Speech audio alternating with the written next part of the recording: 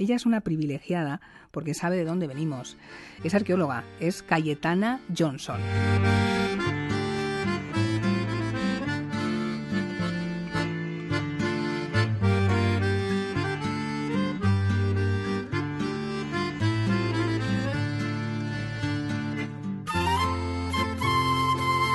Cayetana, ¿cuántas cosas ocurren aquí dentro de un estudio de radio? Sí, y qué contraste, ¿no? Estoy aquí pegadita a este ser formidable y claro, yo con el contraste de cubo, de carretillas, picos y arena por todas partes, pues claro, le estoy viendo, digo, madre mía, qué cosas, qué contrastes. Y además, ¿dónde? Explícanos dónde trabajas habitualmente. Sí, bueno, aparte de aquí, en la universidad. Sí, trabajo en la Facultad de Literatura Clásica Cristiana San Justino de la Universidad de San Dámaso. Soy profesora en los meses de invierno de hebreo, arameo y literatura rabínica. Además ¿Tienes dos vidas? Tengo casi doble vida, pero vamos, es muy variada, muy intensa.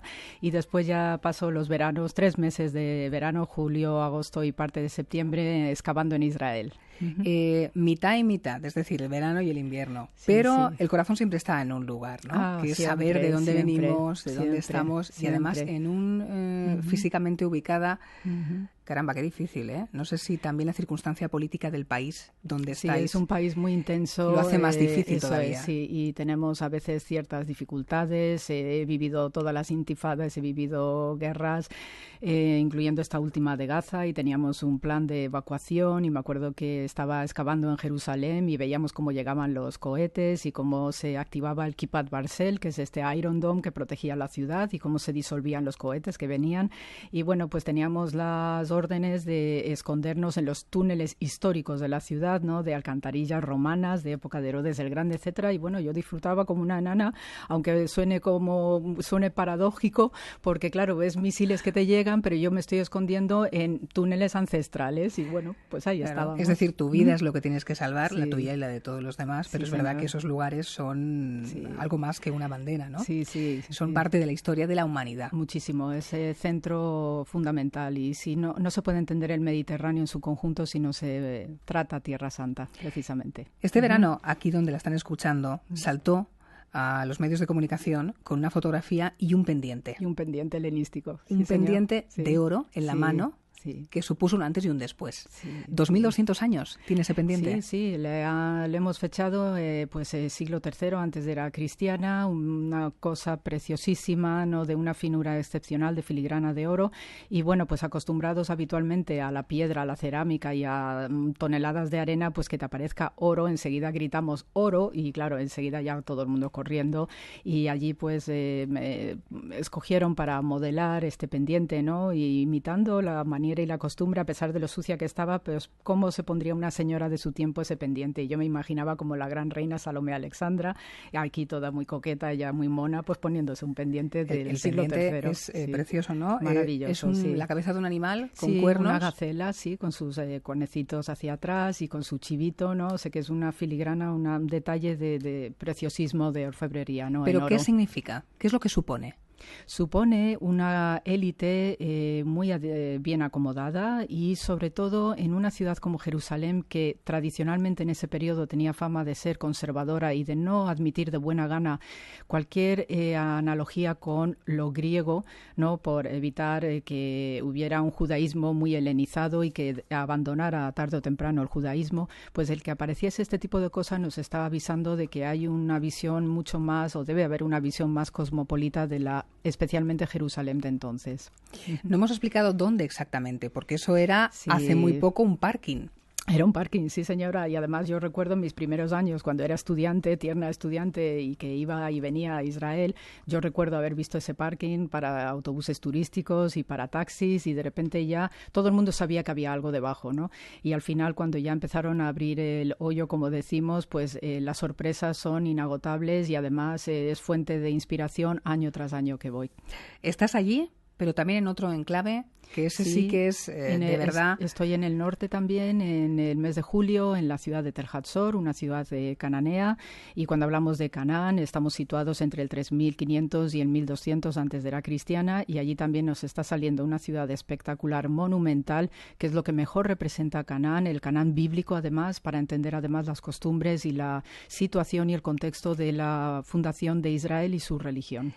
A ver, estamos aquí mezclando una serie de conceptos que no sé si se puede hacer. Estamos hablando de textos bíblicos y de arqueología. Y una cosa justifica la otra. Es decir, con la arqueología habéis encontrado la raíz verdadera de esa Biblia.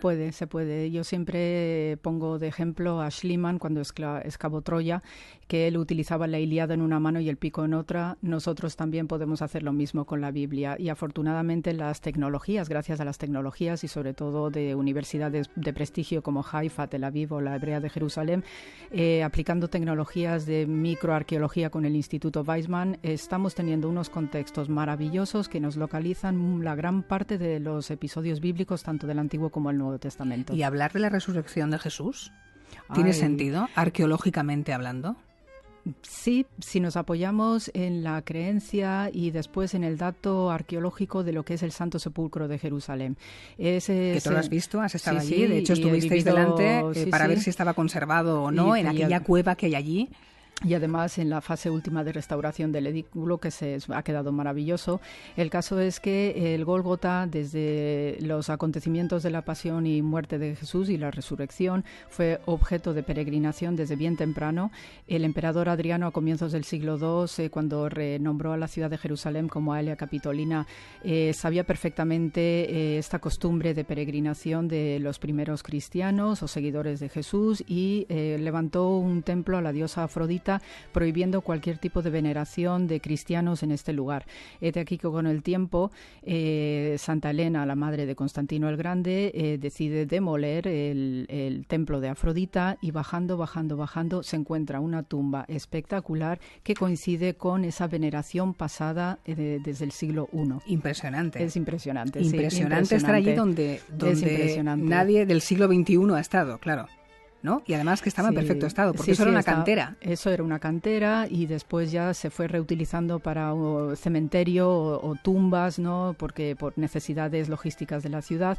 Y efectivamente estamos ante una tumba preciosísima que coincide con el relato bíblico que pertenecía a una persona de cierta elevación social, como es José de Arimatea, y además coincide con el resto, ¿no?, del contexto funerario que se da en el Gólgota.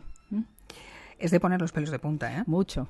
Y además, todos los años que voy para allá... Y además hay que guardar silencio, literalmente, porque, cuidado, hay que hacer las cosas como oficialmente se os pide a vosotros, pasar por las autoridades para que eso sea fichado, constatado y sellado. Y de hecho, en la excavación de Jerusalén donde estoy, en este antiguo parking, ¿no?, constantemente nos están apareciendo cosas. Hace 2 años... Dinos algo, cosas, ¿qué cosas? Encontramos, de época bizantina, que es la Jerusalén cristiana, nos situamos alrededor del siglo VI, ¿no?, ya de nuestra era, cruces de peregrino, ergo hay anónimos o gente que está en peregrinación constante en la Ciudad Santa, y ahora el centro logístico de la ciudad es el Santo Sepulcro.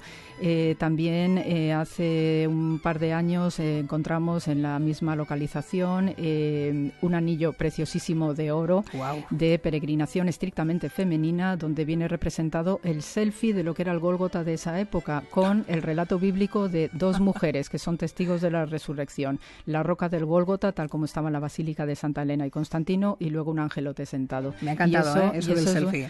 Sí, y es un selfie que nos está dando una foto de lo que era el aspecto del Gólgota, que estaba descubierto en la Basílica de Constantino y Santa Elena. Y entonces tenemos un anillo maravilloso de oro que lo he visto personalmente y nos da datos, ¿no?, sobre cuál era el relato bíblico en el cual la gente lo representa en una joya de oro, precisamente. Casi nada. Sí, y que después pasan los siglos y alguien lo ve del siglo XXI. Y lo encontramos. Sí, señora. Apasionante, de verdad, Cayetana. Sí. Un día nos tienes que llevar contigo. Hombre, yo siempre invito a todo el mundo, a que se vengan a picar conmigo, que a mí me consideran ahí una especie de Indiana Jones y Lara Croft, porque me meto en todos los rincones y no dejo nada sin observar. Bueno, hoy y un poco de Lara Croft sí que tienes, porque esta fotografía que estoy viendo yo, con Nao a tu derecha...